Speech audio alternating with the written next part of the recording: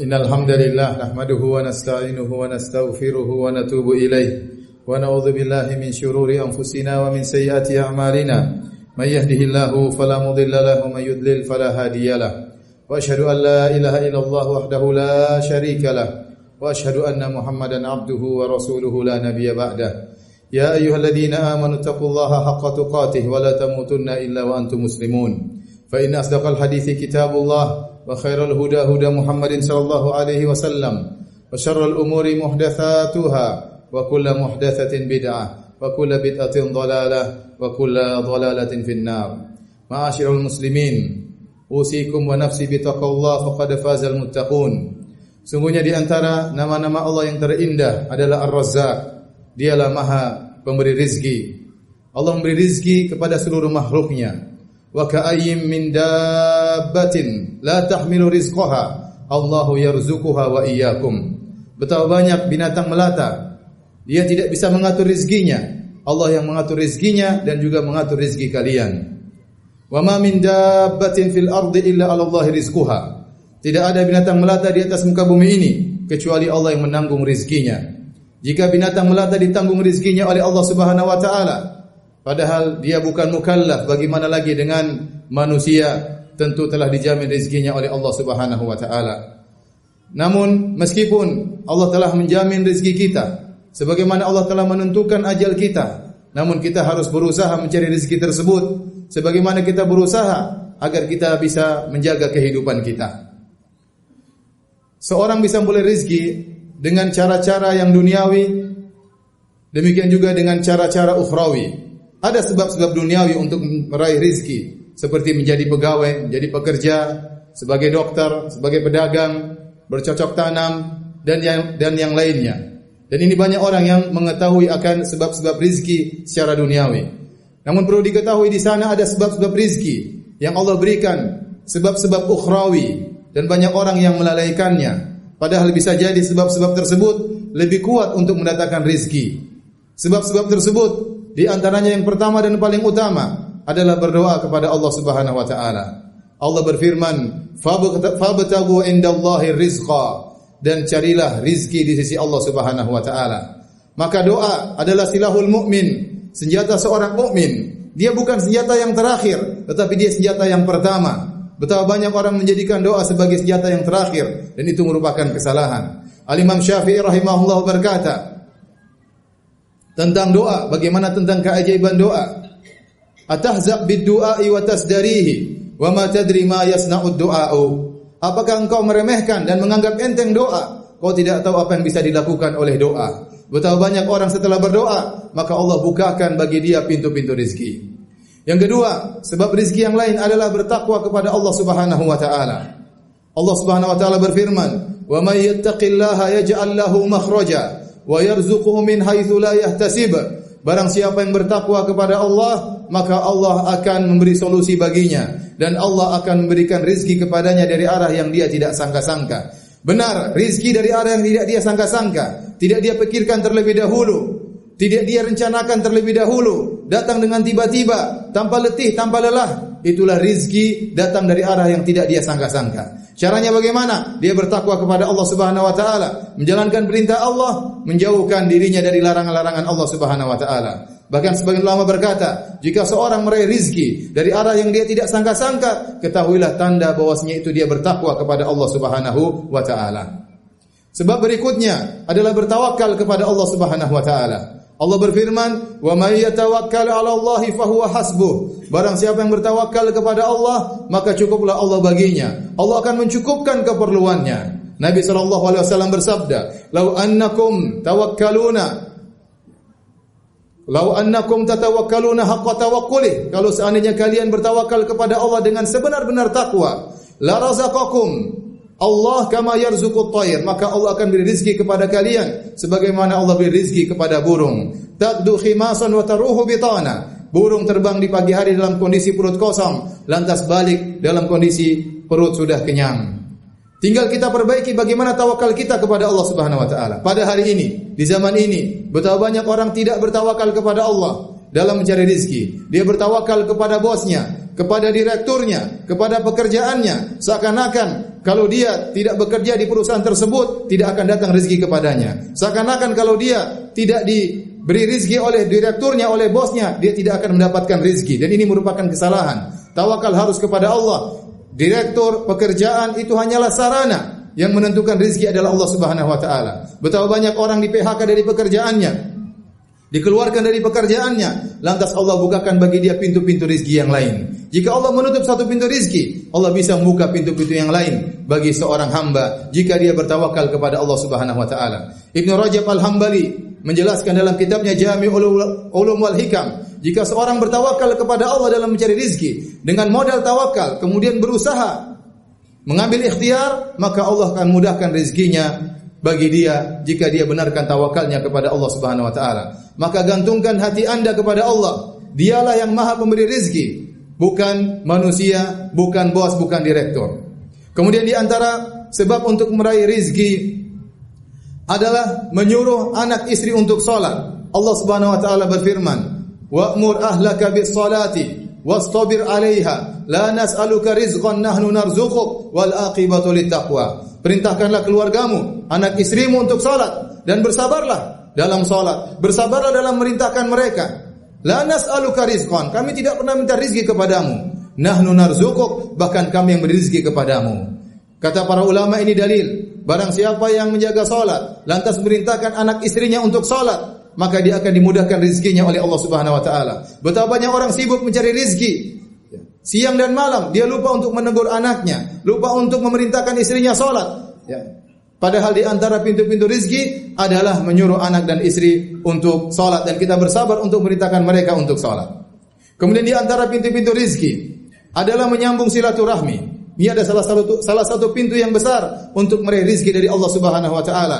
Nabi sallallahu alaihi wasallam bersabda, "Man ahabba an yubsata lahu fi rizqihi wa yunsa'a fi atharih falyasil rahimah." Barang siapa yang suka untuk dilapangkan rezekinya, untuk dipanjangkan umurnya, maka sambung silaturahmi. Sungguh sebab yang luar biasa jika seorang menyambung silaturahmi kepada keluarganya, berbakti kepada kedua orang tuanya, menyenangkan hati ibu bapaknya. Dia memberi hadiah kepada tantanya, kepada bibinya. Dia perhatian terhadap kakak dan adiknya. Dia sisihkan sedikit harta untuk kakak dan adiknya. Maka Allah akan bukakan pintu-pintu rezeki baginya. Tinggal kita beriman kepada Allah tentang hadis ini atau tidak. Kata Nabi SAW, barang siapa yang ingin dilapangkan rezekinya, maka sambung silaturahmi. Dan di antara pintu-pintu rezeki yang sangat luar biasa adalah bersedekah dengan niat ikhlas karena Allah Subhanahu wa taala. Wa ma anfaqtum min syai'in fahuwa yukhlifuh wa huwa khairur raziqin. Apa saja yang kalian infakkan, maka Allah akan ganti, dan Dia adalah sebaik-baik pemberi rezeki. Nabi SAW bersabda, "Ma naqasat shadaqatun min mal." Sungguhnya sedekah tidak akan mengurangi rezeki. Sungguhnya sedekah tidak akan mengurangi harta. Secara zahir, kalau orang punya uang 1 juta, lantas dia infakkan 100 ribu, zahirnya akan kurang, tinggal 900 ribu. Tapi kata Nabi tidak akan berkurang. Mengapa bisa demikian? Itu urusan Allah Subhanahu wa taala. Yakinlah harta itu tidak akan berkurang. Allah akan kembalikan harta tersebut di dunia, belum lagi pahala yang Allah ganjarkan di akhirat kelak. Bahkan Allah menamakan seorang bersedekah seakan-akan dia beri hutang kepada Allah. Kata Allah, "Wa aqridullaha qardan hasana." Dan berikanlah hutang kepada Allah dengan hutang yang baik. Allah berfirman, "Man dzalladzi yuqridullaha qardan hasanan fayudha'ifahu lahu adha'afan katsira." Barang siapa yang memberi utangan kepada Allah Subhanahu wa taala, maka Allah akan lipat gandakan ganjaran baginya. Tatkala Allah menamakan bahwasanya sedekah adalah hutang, berarti Allah jamin akan kembalikan. Kalau ada orang kaya minta hutang sama kita, kita tidak ragu-ragu untuk memberi hutangan kepada dia, karena kita tahu asetnya banyak. Dia akan mengembalikan utang yang kita berikan kepada dia. Bagaimana lagi jika yang minta utang adalah zat yang maha kaya? Maka Allah pasti menjamin akan mengganti sedekah tersebut, mengganti utang tersebut. Bahkan bukan cuma itu, Allah kasih riba, Allah kasih berlipat ganda untuk mengganti utang yang kita berikan kepada Allah Subhanahu wa taala. Maka di antara hal yang bisa menambah rezeki seorang adalah dia bersedekah, namun ingat ikhlas karena Allah Subhanahu wa taala. Aqulu qawli hadza wa astaghfirullaha li wa lakum wa lisairil muslimin min kulli dhanbin wa khati'ah fastaghfiruhu innahu huwal ghafurur rahim.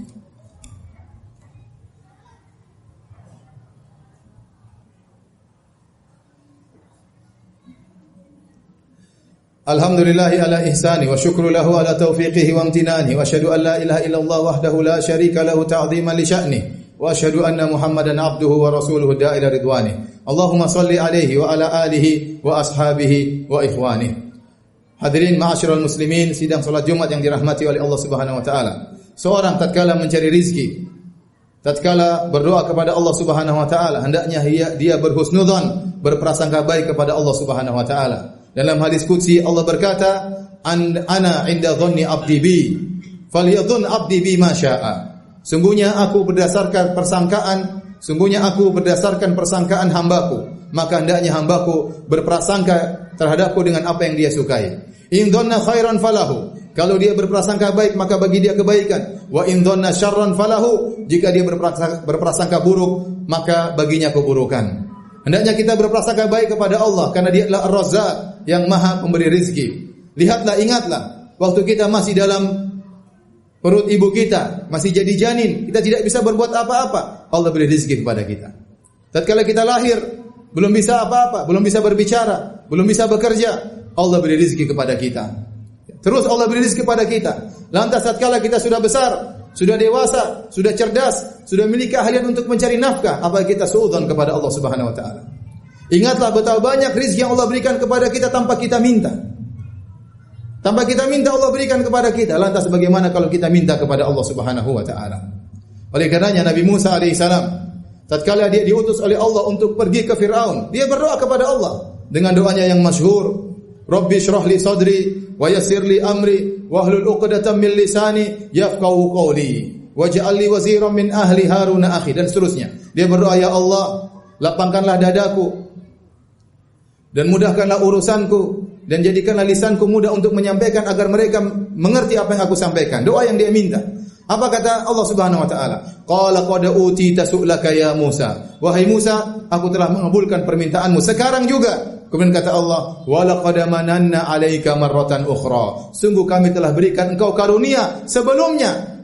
Kapan id auhayna ila ummika ma yuha? Tatkala engkau masih kecil, tatkala kau baru dilahirkan, tatkala tentara Firaun ingin membunuhmu, Allah menyelamatkan Nabi Musa. Waktu dia masih kecil, belum bisa minta, belum bisa apa-apa, Allah berikan karunia kepada dia.